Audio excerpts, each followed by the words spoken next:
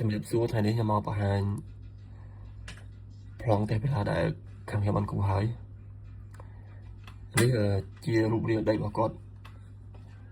រូបរាងដីនេះយើងបានវាស់វែងជាក់ស្ដែងហើយរួចរាល់ហើយរូបរាងដីគាត់ត្រង់មកចំហៀងខាងឆ្វេងខាងមុខទៅ18 ម៉ែត្រខាងក្រោយសល់11 ម៉ែត្រនេះជាទីតាំងប្លង់ដែលយើងត្រូវសាងសង់ធៀបនឹងផ្ទៃដីដែលយើងដកគម្លាតផ្ទះយើងចេញពីណាទៅណាយើងមើលតាមຂະຫນາດម៉ែត្រដែលខាងខ្ញុំបានចាប់រួចរាល់ហើយនឹងតោះជាងយើងទៅមើលប្លង់បាតជាន់ផ្ទៃដីរបស់គាត់ទាំងអស់គ្នាផ្ទះវិឡាមានទំហំទៅតឹង8 កន្លះបដោយសាច់ផ្ទះពេញ15 ម៉ែត្របើយើងគិតដល់សសរខាងមុខវាឡើង18 ម៉ែត្រនៅក្នុងជាន់ផ្ទៃដីមានបន្ទប់គេង1បន្ទប់ទឹក2នៅពេលដែលយើងដើរចូលតាមច្រកទ្វារខាងស្ដាំយើងបើកទ្វារមកអានេះជាបរិវេណបន្ទប់ទទួលភ្ញៀវរបស់គាត់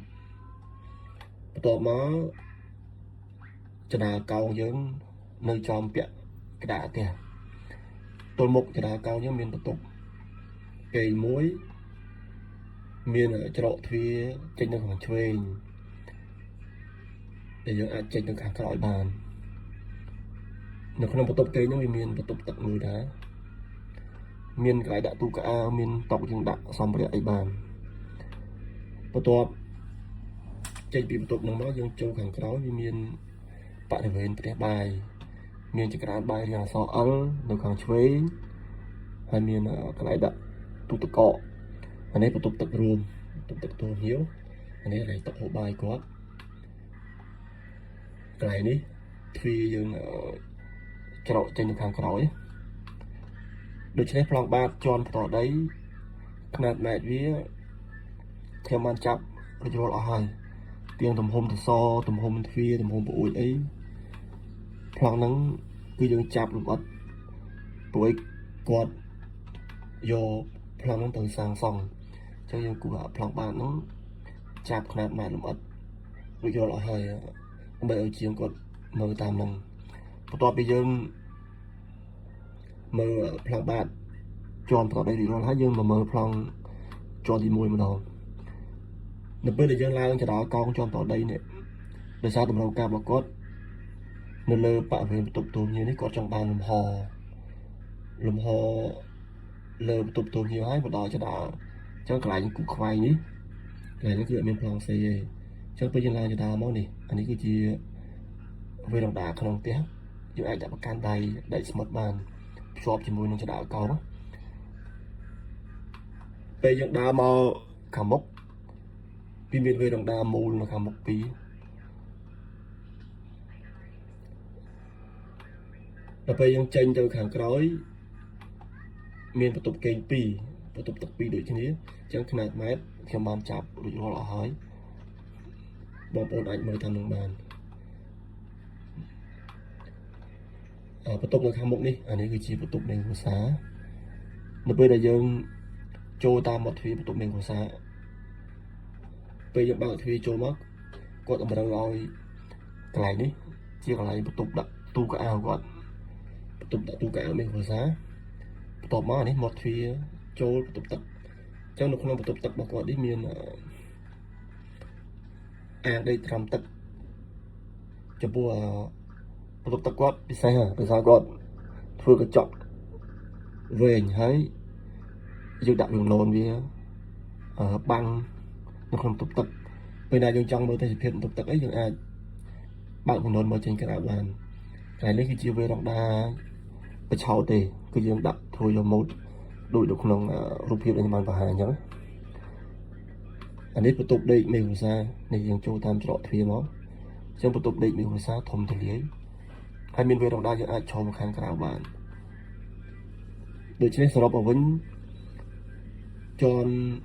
ទី1មានបន្ទប់គេង3បន្ទប់ទឹក3 ចឹងយើងទៅមើលប្លង់ជាន់ដំបូលនេះប្លង់រូបរាងដំបូលដូចខ្ញុំបានគូបង្ហាញមុនចឹងប្លង់រូបរាងដំបូលគឺវាអាស្រ័យទៅតាមប្លង់បាតយើងចេញរូបរាងមិនយើងបញ្ចូលតាមប្លង់បាតមករូបរាងដំបូលគឺវាចេញតាមនឹងដែរអានេះទីតាំងសសរជើងគប់ដែលយើងត្រូវចាក់បដោះដើម្បីចាក់បន្ទល់ធ្នឹមមេដំបូលបឿងផ្ទះរបស់យើងចឹងសសរទីតាំងជើងគប់ខ្ញុំបានចាប់ខ្នាតម៉ែត្រអស់ហើយបន្ទាប់មកយើងមើលប្លង់ជំហៀងខាងឆ្វេងនេះជំហៀងខាងឆ្វេងយើងមានច្រកចេញអានេះកន្លែងចំបន្ទប់ទឹកមិញហ្នឹងយើងបញ្ឆោតធ្វើយកម៉ូតហ្នឹងចឹងរូបរាងខាងឆ្វេងយើងបានចាប់ខ្នាតម៉ែត្ររួចរាល់អស់ហើយទាំងកម្ពស់ផ្ទះទំហំប្អួយកម្ពស់ទ្វារកម្ពស់ប្អួយអី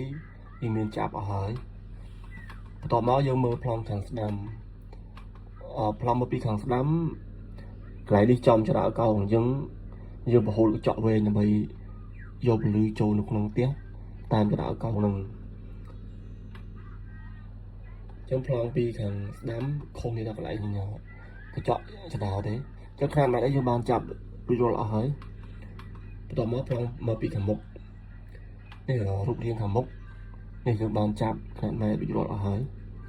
ដូចនឹងប្លង់ CD ដែលខ្ញុំបានគូសហើយចឹងយើងមានខ្នាតម៉ែត្រទាំងអស់ហើយយើងចង់សាងសង់តាមនោះគឺស្រួលអត់មានពិបាកទេលំអិតជ្រីក៏ខ្ញុំបានចាប់រួចរាល់ហើយលំអិតជ្រីតូទឹក01 02 03 04 05 06យើងមើលតាមលំអិតជ្រីដែលយើងបានលំអិតនៅខាងក្រោមបន្ទាប់មកទៀតយើងមើលប្លង់ពីខាងក្រោយយើងមានច្រកចេញខាងក្រោយមួយដែរនេះមកទ្វារចឹងទីនេះស្អាតកូនកាត់វៀតណាមទេហ្នឹងចឹងយើងទៅមើលប្លង់លំអិតនេះនេះកន្លែងលំអិតយ៉ាប់ដំបូលទៀតគាត់យករៀងធំតិចយកចេញពីកែមត្រឹមទៅ1ម៉ែត្រនេះ1ម៉ែត្រហើយនេះជ្រីយ៉ាប់ដំបូលយើងចាំមុនចាក់ជ្រីយ៉ាប់ដំបូលគឺយើងចាក់ប្លង់សេរីអសអលសិនបន្ទាប់មកយើងបដោះដែកទុកនៅកន្លែងនេះដើម្បីយើងធ្វើពុំដែកមកចាក់អប់ជាមួយ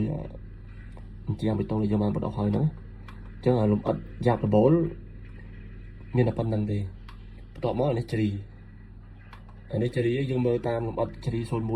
03ដែលខ្ញុំបានបង្ហាញមិញហ្នឹងបន្ទាប់មកកន្លែងវេរដងកោងនេះកន្លែងវេរដងកោងខ្ញុំសូមបញ្ជាក់តិច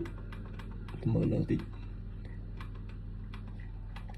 នៅក្នុងប្លង់តាមស្តង់ដារនៅក្នុងបរិវេណបន្ទប់ទឹកហើយនឹងវេរដងហើយនឹងចរន្តចេញខាងក្រៅទាំងអស់ដែលវាប៉ះទឹកភ្លៀងយើងត្រូវតម្រូវចាក់ប្លង់សេទម្លាក់វា5ហ៊ុននៅពេលយើងរៀបការ៉ូបន្ទប់ទឹកនិងការ៉ូបន្ទប់ដេកនីវ៉ូការ៉ូទាំងពីរខុសគ្នា5ហ៊ុនដើម្បីកុំឲ្យទឹកវាសាចចូលឬក៏ហៀចូលក្នុងបន្ទប់គេងវិញ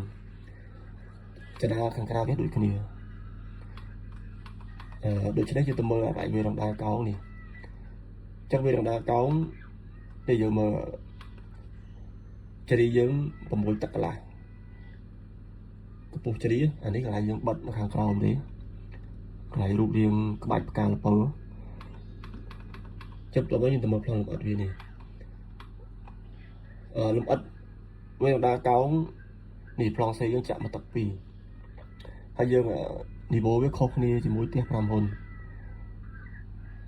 អានេះជ្រីកន្លែងវារំដាកោងខាងមុខចឹងយើងធ្នឹមយើងតែ20 សាមទេខ្ញុំចេញមកប៉ុន្តែយើងទៅមានដាតនេះដាតឬក៏អញ្ចឹងបេតុងតម្លាក់ដើម្បីយើងបដោះដែកជ្រីមកយើងទុកចាក់ជ្រីនេះព្រោះជ្រីនេះកម្ពស់6 ទឹកចឹងបើយើងអត់មាននេះទេយើងចាក់ជ្រីនេះអត់ជាប់ទេបន្ទាប់មកបានយើងបិទក្បាច់ផ្កាលពៅនៅខាងក្រោមតាមកលៈបេតុងនេះបានអាហ្នឹងគឺជាចំណុចពិសេសនៅចំ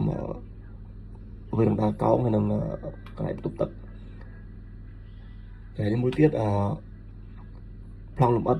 សសរជើងគោកចឹងសសរជើងគោកយើងប្រើមុំ35 លើការ៉េយើងប្រយោគគ្នាទៅ ដើម្បីចាក់សរសជើងគោកបានយើងទៅមើលប្លង់កម្ពស់ទីហើយយើងដក